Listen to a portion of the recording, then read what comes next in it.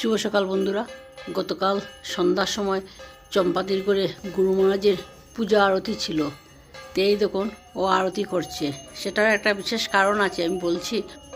তারপর আরতি শেষ হওয়ার পর আমরা সবাই গুরু মহারাজের প্রণাম করলাম, করে এই যে দেখুন ওর নাতনিকে নিয়ে সবাই একটু কীর্তন করছে। ব্যাপারটা হলো গুরু মহারাজের পূজা আরতির মধ্যেই ওর নাতনির জন্মদিনটা করলো আর কি। তো বেশ আনন্দই হলো। তারপর এই যে সব বড় দিদি উনি ওকে আশীর্বাদ করলেন। গুরু মহারাজের আশীর্বাদ তো আছেই, আর ওই দিদিও আশীর্বাদ করলেন। তারপর আমরা সবাই করলাম, বেশ মজাই হলো। তারপর তো খাওয়ার পালা পড়ে গেল, সবাই খেয়ে এসছে, আমি লাস্টে গেলাম। ওই চম্পাদি সব কিছুই বানিয়েছে, ফ্রাইড রাইস থেকে আরম্ভ করে সব কিছু করেছে।